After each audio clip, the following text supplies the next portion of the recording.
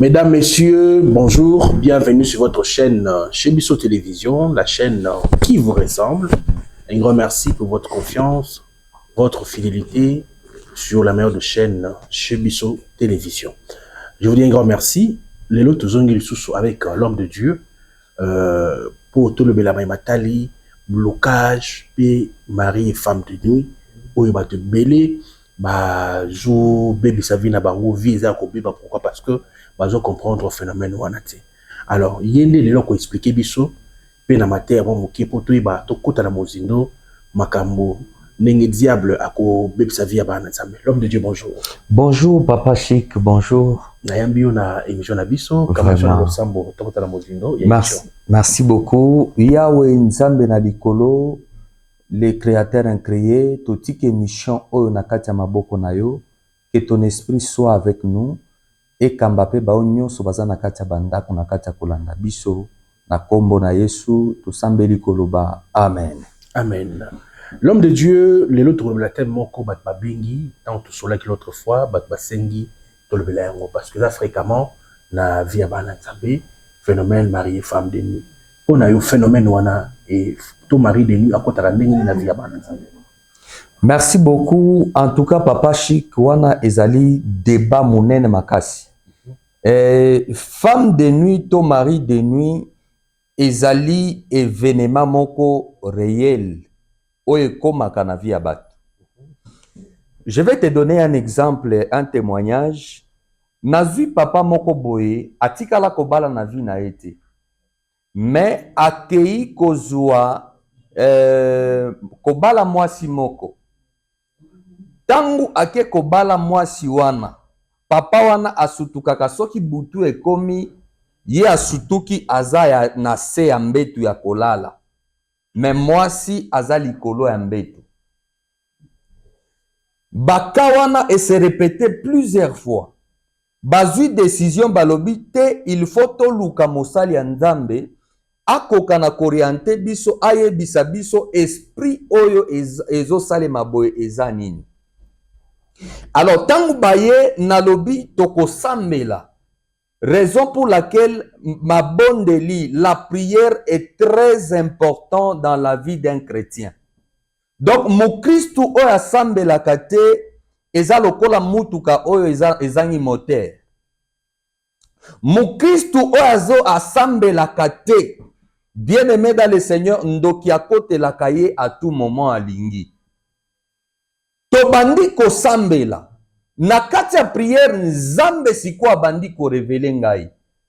Jeune fille wana Papa Chic tango azalaki mwana muke na âge ya 12 ans. Papa na ye abande ko bengisa banganga kisi pona kosala ba cérémonie occulte na kati ya ndako na bango. Sikoyo nganga kisi wana aordona lobi lokola mwana mwasi ayebi eloko te, yo papa il faut olala na ye pona kobatela ye pona ke eloko moka mabe komela ye te, ou soit po azwa chance ya vie ya kokutana na ba mibali ya minene de grand homme. Arrivé siko à un certain moment, fi wana si akoli azwi mobali, papa na ye asi akufa kala. Fi abali, mais événement wana ekomi kosalema le. Tango tobandi ko sambela, nzambe siko abandi ko revelenga. Nazo sambela pona vie ya mwana wana, na sambeli délivrance. Siko tango mwana zo kweya mungongo moko ezoloba na kati na ye, elobi ezangai papa na ye, na bala mwana nanga o depuis azala na âge ya 12 ans. Omoni eza phénomène moko par exemple, tango ozana mwana na yo muke moko ya ndaku, eza na koko moko ya quartier abengaka ye, ah mwasi nanga, ah ma femme, ah chérie. Oyebi ke eloko wana ebendaka makasi ba mari de nuit, ba femme de nuit. Na bandi ko sambela tango na lobi kaka amen fi ya telemi, alobi eloko o papa olobi eza ya solo parce que na âge ya 12 ans papa na ngai abengisa banganga kisi tout ça ngai na lala na papa na ngai. Alors à chaque fois que je dors namona kaka papa na nga pembeni et nayoka ka mingi makasi na santaka papa na ngai au lieu de mon mari. Donc esprit ya mari de nuit ce que koti na ndako ya batu. La première des choses est déstabilisaka couple. Ememaka makelele. Elongolaka bolingo. Tu peux avoir une femme, mais ozo sentir ba désir na yete. Soit mobali a cause la na mwasi na ye na ndaku. Mais soka lingi atlala na mwasi na ye, je m'excuse pour les termes. Makasi ya nzoto ezate. Mais soki abimi libanda ya ndaku. Wana amonike makambu nyonso ezongi na kata normal. Ça, ce sont des signes. Déjà, ce qui nous doit constater makambu wana, c'est qu'il y a quelque chose qui est en train de les tourmenter. Merci beaucoup l'homme de Dieu. Bandegba bolingo tem vous êtes mozindo mingi. Mais okomona ba oyo ba oba bima le Congo kasi. Ekosemani. Bon, eloko mususu ezali pe que par exemple mutu atambolaka na mutu mususu amabe. Parce que l'influence ezalaka na impact ya makasi na vie ya mutu. Dans la Bible lobi na kati ya mukanda ya Jonas lobi, Dieu prend Jonas atindi na kati ya Ninive. Ya détourné azwi nzela ya Tarsis. Mais tango baza na katikati ya mai, papa chic, na bato wana ba commerçant bazalaki. Na bato wana ba homme d'affaires bazalaki, bao basombaki ba marchandise na bango ezalaki. Mais kaka ntango a désobéir na parole de l'Éternel. Bible lobi tempête moko ya makasi etelemi. Raison pour laquelle okomona mutu azalaki bien. Mutu ango azalaki bien abande kosala bakopo na ye ezokende liboso. Mais le jour où akutana kaka na mobali moko na vie na ye, mobali akoti kaka na vie na ye, makambu nyonso ebebi. Sikoyo makambu oya boye po oyeba yango, il faut okota en contact na prophète. Tango Joseph azana Jonas azana kati ya mai, batu nyonso bakomi komi tuna tempête oyo ezouta wapi. Pilote kuta lobi nga naza na expérience na kati ya mai oyo. Babiloko wa boye na tikala komona yango te. Que chacun invoque son Dieu. Mutu na mutu a invoqué Nzambe na ye. Bien aimé tika na yebisa yo. Omoni ndenge mutu ndenge azalaka. Mutu azalaka na droit ya 3 personnes. Mutu il faut azala na avocat na ye. Mutu il faut azala na docteur na ye. Et puis mutu il faut azala na pasteur na ye. Parce que soki mlikambo komeli yo na vie okoluka avocat. Soki likambo mususu komeli yo na santé okoluka docteur. Mais tout ce qui est spirituel, il faut que un homme de Dieu s'élève pona kosunga yo na kati ba prière. Bible zoloba mutu nyonso sambeli. Mais Jonas azana se asi abatami. Mais moko mpilote atelemi alobi ndenge nini batu nyonso baza inquiété mais yo aussi olali kote oyo. Alobi likambo eza ya batu nyonso te. Mais soki bozwi ngai bobwaki nga na kati ya mai okomona que tempête eko se calmer. Bien aimé, il y a de certaines relations il faut arrêter dans la vie. Tu te rends compte que mutu o depuis okutana na ye, moninga o depuis okutana na ye, trouble ekota na libala na yo. Yo na mwasi na yo boyoka na lisusu te. Musala na yo ebeba. Ba commerce na yo ebeba. Il y a aussi des gens qui amènent des maris de nuit, des femmes de nuit na kati ya vie ya watu. Okutana na mutu par exemple oyeba état d'âme, état d'esprit, état d'âme na yete. Mais tu te rends compte que après un certain niveau de la vie, nyonso na yo déception sur déception. Tala nazui mama moko ebisinga papa nga depuis na botama na tikala kozwa fiancé te na vie nanga. Aobi mutu kaka wa lobi que bon je viens chez toi, je vais te marier na fiancé yo. Un jour elle aussi je lui dis on va faire la prière de 3 jours. Toko sambe la pona 3 jours. Papa chic to bandi prière il y a 3 jours. Oh bien aimé. Moi, j'aime la prière plus que tout au monde. Pimelanga bilei, pimelanga mongo, pimelanga nyoso. Mais ko pimelanga prière te. Papa chic, la prière, c'est ça ma vie. Nabandi ko sambe la pona mama wana à 60 ans. Zambe ameminga na molimo parce que moi, je suis un prophète. Na sambe la kakate na mona kape. Zambe ameminga na molimo. Na keko ameminga na village ya ndeko mwasi wana mama wana. Namoni eke mama anaza na village na kata nzete moko basi bakanga ye. Nalobi amen na komi kotuna ye mama epa na bino na nzamba la kisinga village tel tel alobi oui eza epa na biso nde place na kolela. nalebisi ye nzambe alakisi nga nzete moko balobi wi papa nzete wana ya mbila ezalaka na katikati ya lupango na biso. Nalobi na kati ya nzete oyo nde place bakanga yo. Tu ne peux pas trouver la délivrance soki oyebi source ya makambo na yo ezouta wapi te. Bien-aimé, on a prié pour cette femme. Tant que tozo sambela babengi côté oyo ke nzete o bakanga ye ekatani ekwei. Oh, je lève ma main droite, je déclare sur tout celui qui me suit. Place nyonso bakanga yo. Nalobi na kombo na Yesu.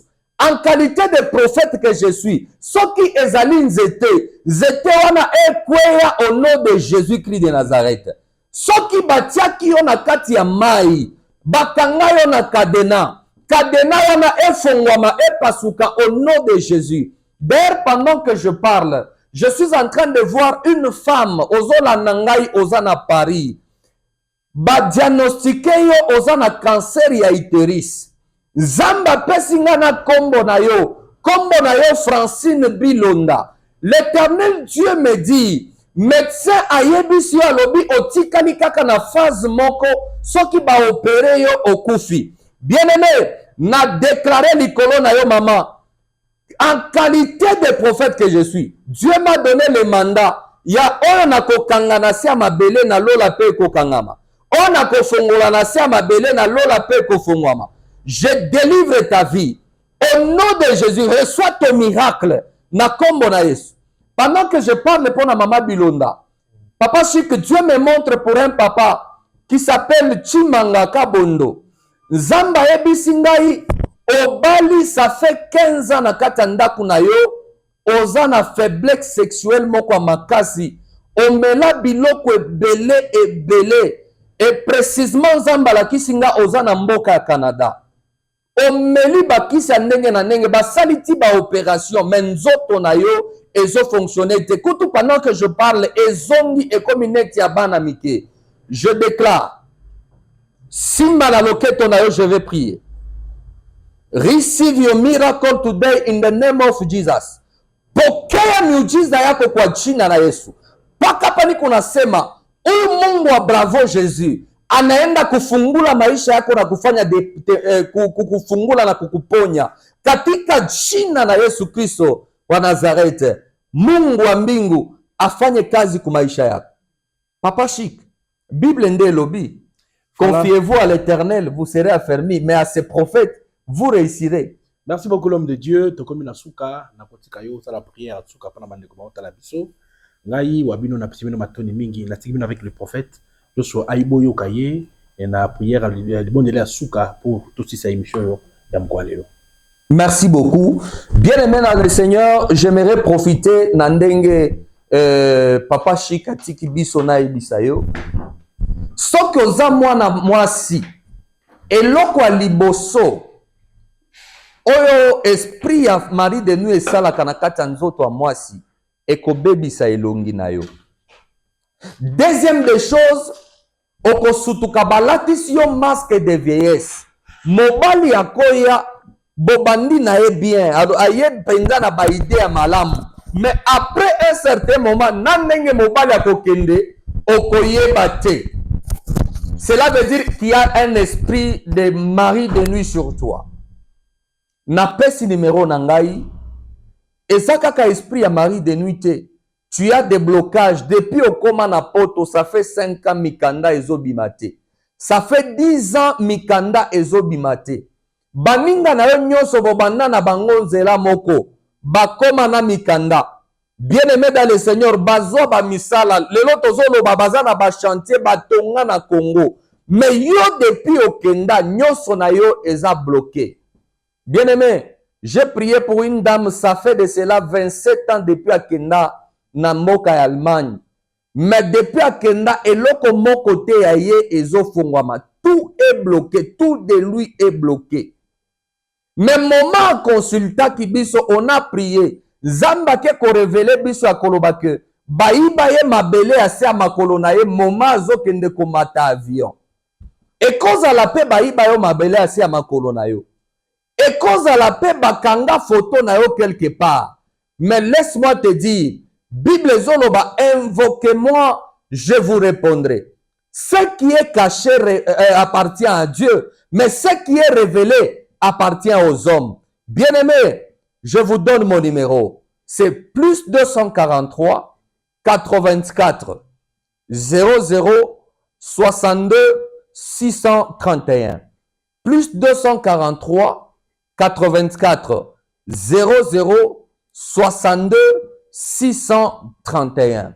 Que mon Dieu vous bénisse. Alors, moi, je suis le prophète Joshua, la grâce de l'Éternel, depuis Lubumbashi.